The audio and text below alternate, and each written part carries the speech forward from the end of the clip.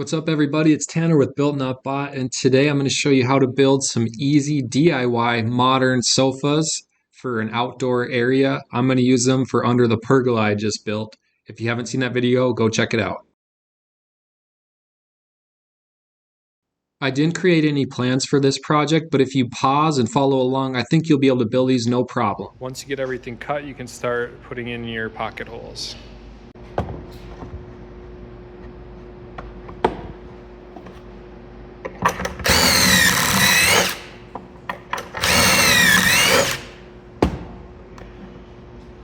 The very first thing that you're going to do is attach these 48-inch pieces to this 24-inch piece and make a big rectangle. I highly recommend you get some clamps and clamp the seam while you put the pocket holes in, because these like to wander a little bit. As you're driving in these pocket holes, they'll pull this downward, so this won't be flush anymore. So if you get a clamp on that, that'll definitely help. Once you have this rectangular base piece finished, the next thing you're going to do is attach these vertical pieces to the armrest. These are 13 inches in my instance. You can make them whatever height you want. It's all dependent on your cushion. My cushion is about 6 inches, 5.5 I believe is the actual thickness. And then you have to imagine when you sit, it's gonna smush that down a little bit. So I went for roughly 10 inches above the cushion after some compression, what I felt like was a comfortable armrest is about 10 inches. You could change it to however you'd like it. Once these vertical positions are in place, you're just gonna cap them off with this 24-inch piece that goes on the top. After the armrests are complete, I flip the whole thing upside down and work on the base portion or the legs. And to do that, I have 5 pocket hole screws in this piece here. I also added some wood glue to this one. If you're gonna use wood glue, make sure you use Titebond 3. It's meant for it could get wet basically, so being outdoors it can survive that, or use some construction adhesive. I didn't use glue on the first one that I made. I recommend you use some sort of adhesive or add more screws to it, because I noticed some flexion in this piece when I would like rock back and forth on it. It's still sturdy, but not as sturdy as I would like it to be, so I think the glue is going to be a huge help there. Once you get this stretcher piece attached, I clamp that, add the 5 pocket hole screws. Then it's time to add the actual leg. The leg is 8 inches and it's cut on a 12-degree miter if you want to match the way this looks. Excuse me, a 10-degree miter.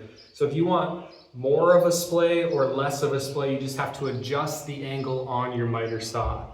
I have 3 pocket hole screws in each of those. I add a clamp in the vertical direction and across this face here to prevent that board from going in and out or up and down as you attach those in. Then I flip it back over into this upright position to attach these back pieces. I clamp them on and I use some big legs to drive them home from the back side. The backrest I haven't added yet. I'll show you that as the last step. So if you need any measurements or if you have any questions, please ask me in the comments below. I try to make this super simple so that pretty much anybody could do it. As far as tools go, you're going to need a drill or a driver, a pocket hole jig, something to cut your lumber with, and some clamps, some adhesive. That's about it. So I would say minimal tools, you could build this project all on your own. So I wanted to see how long this would actually take me to build. I've already pre-cut and put pocket holes and everything, and that probably took about 20 minutes. It's 4:52 right now. I'm gonna do a time lapse and assemble all of this and see how long it takes.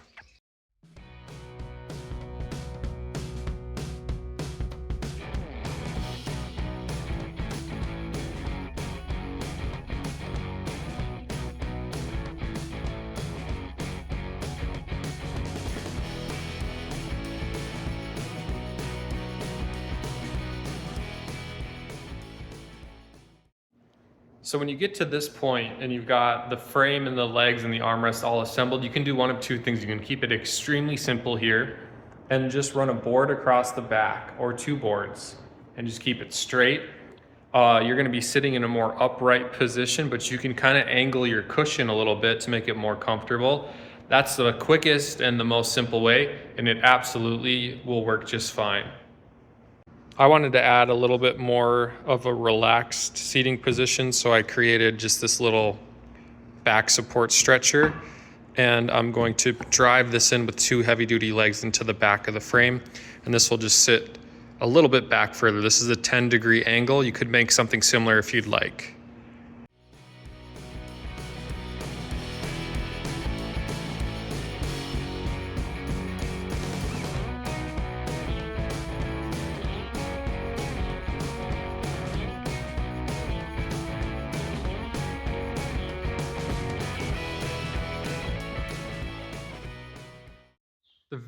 The very last thing I'm going to do is toenail some screws from the backrest into this arm, and that's going to add a ton of rigidity to the backrest itself.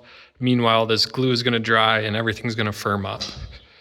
But essentially, this is what it's going to look like without any sanding or roundovers, and of course, without the cushions. 5:31 right now. And my family came home from work and daycare, so they came in while I was building. So it went pretty darn quick, even with a couple interruptions. The last thing that I'm going to do is I've got this large roundover bit, and I'm just gonna hit the armrest and then also this bottom piece here, just this bottom edge. And those are really the only surfaces that will come into contact with humans, I guess, if you will. So I don't want any sharp edges on anything that you could brush your arm up against or your leg.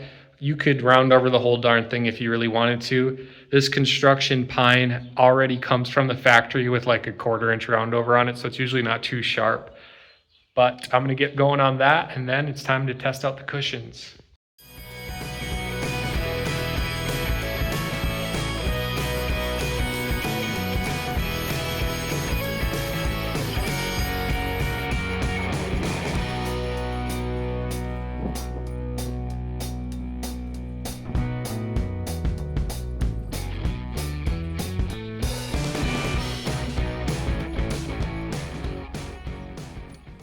All right, guys, what do you think? I'm super happy with these, especially when I look at what I paid in lumber and a little bit of labor versus having to go out and order some multi-$1,000 furniture set.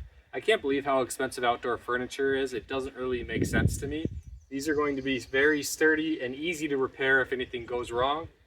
All in, I'm under $300 total for both of these, and that includes the cushion price. So I would like you guys to comment down below if you have any questions about these, and I'd love for you to subscribe for similar videos. I got some plans for maybe a fireplace and possibly some chairs to go out here, as well as a pub table.